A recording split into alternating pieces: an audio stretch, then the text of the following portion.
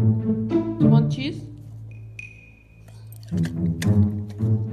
You want broccoli? Broccoli. You want cheese?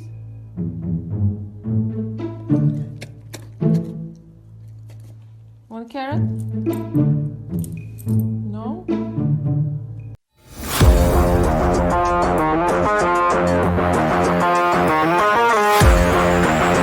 برنامجنا حياة كريم. النهارده حلقة الأسئلة بتاعتنا. النهارده الحقيقة أنا جالي مجموعة من الأسئلة الأسبوع اللي فات، وطبعا هبتدي أجاوب عليها. أحيانا على فكرة بتبقى الأسئلة مكررة، بس إحنا بنرجع نجاوب عليها تاني عشان التذكرة مش أكتر.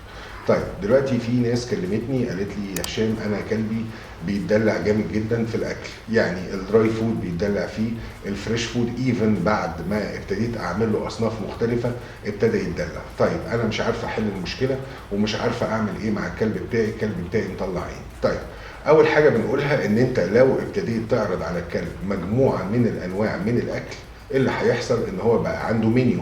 يعني ايه؟ يعني هو بيختار من المنيو اللي هو عايزه، وانت طبعا مش معقوله هتقعد تساله تاكل ايه النهارده. فالحل ان احنا بنقول سياسه الايه؟ الاجبار. يعني انا بجيب الاكل بحطه لمده نص ساعه، والله كلت ما كلتش هرفع الاكل بعد نص ساعه، فيبتدي يفهم ان هو مش هيلاقي الاكل ده طول الوقت. فقصه ان انت تسيب الاكل طول الوقت، قصه ان انت تحط اكل فريش وبعدين تقول حرن على الدراي، انت اللي عملت كده، لان شيء طبيعي زي ما تكون بتقول الواحد تاكل كباب وكفته ولا تاكل فول، فالشيء طبيعي ان هو هيروح للكباب والكفته اللي هو ايه؟ اكلنا. طب اشمعنى اكلنا؟ هقول لك ان اكلنا فيه تيست وفيه حاجات كتيره حلوه، وبالتالي هو بيحب اكلنا اكتر. وطبعا خلي بالك ان انت لو بتعمل فريش والكلب اتعود عليه بنسبه كبيره جدا مش هياكل الدراي، وهتبقى عمليه صعبه ان احنا نرجع نعوده عليه تاني. طيب ازاي اميكس بين الدراي والفريش؟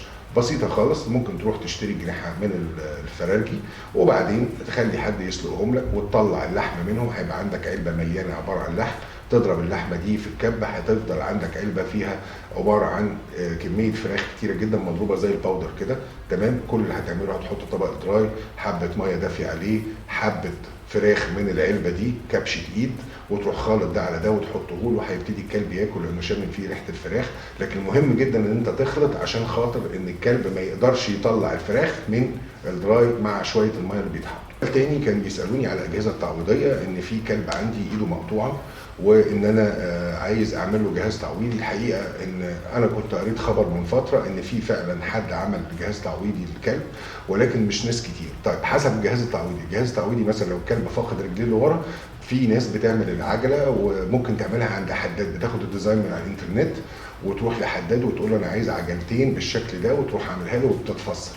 لكن الايد التعويضيه اللي هي بتركب على الايد مطرح ما ايد مقطوعه او ايد قصيره، الحقيقه ده مش موجود لسه، لان دي بتتصنع من المطاط وبيبقى ليها نظام، وبالتالي دي في الغالب هتضطر ان انت تجيبها من بره ان كيس ان انت حاجه زي كده. بس خلي بالك في حاجه، ان في منها نوعين، في نوع حسب السن يعني بيجيبها لك ويقول لك الطول قد ايه والكلام ده كله، وفي نوع تاني بيتطول حسب الكلب بحيث كل ما يكبر ان انت تقدر تطول الايد فيفضل عايش بيها فتره، ودي طبعا اللي بنفضلها. يا هشام لما بيجولي لطيف جدا معاهم، وفي ناس تانية الكلب بتاعي اول ما يشوفهم بيركبوا العصبي وميبقاش طايقهم ومش عايز يلعب معاهم وبتاع. الحقيقه ان الكلاب بتحس بحاجتين، ما نقدرش طبعا نظلم الشخص، لكن احنا بنقول ايه؟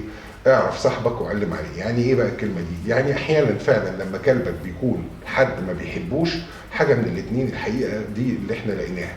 واحد، هذا الشخص غير مرغوب فيه لانه من جواه وحش فعلا وانت لسه ما اكتشفتوش، او هذا الشخص بيكره الحيوانات وبيمثل اكتنج ان هو لطيف وبيحبهم، او هذا الشخص جواه ضغينه بالنسبه لك وبالتالي هو الكلب حاسس بيها ان هو مثلا مستكتر عليك اللي انت فيه او كلام ده. ايه ده؟ فعلا الكلاب بتحس بالكلام ده؟ الحقيقه ايوه، وعن تجربه يا جماعه. خلي بالك كلبك الشخص اللي ما يحبوش خلي بالك منه ليه، بس مش معنى كده بقى ان كل واحد كلبي زام عليه اروح معلم عليه وارمي بقى الناس في الزباله، لا ما حدش قال كده طبعا. لكن احنا بنقول ايه؟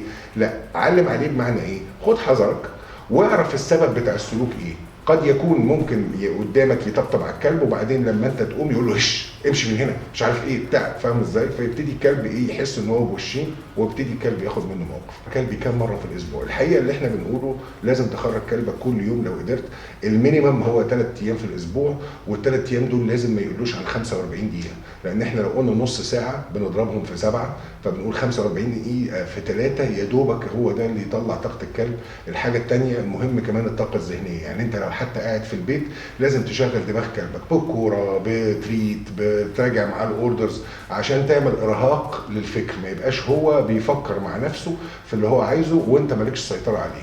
فحتى لو انت ما قدرتش تنزله، يعني في ايام احنا جايه دلوقتي مطر، واللي هيحصل في ناس كتيره مننا مش هتقدر تنزل، طيب اعمل ايه؟ ممكن اصحى الصبح ابتدي اعمل اكتيفيتي مع الكلب عشان خاطر الكلب ده يروح ويجري ويلعب، وبالتالي اقدر اسيطر على سلوكه الى حد ما، ان هو بدل ما يفكر بطريقته لا يفكر بطريقتي، ونلعب مع بعض بالتريت ان احنا ندي اوردرات، او بالكوره ان احنا نلعب معاه. اشوفكم على خير، انا كده جاوبت على اغلب الاسئله، وان شاء الله نشوفكم في حلقه جديده. شكرا.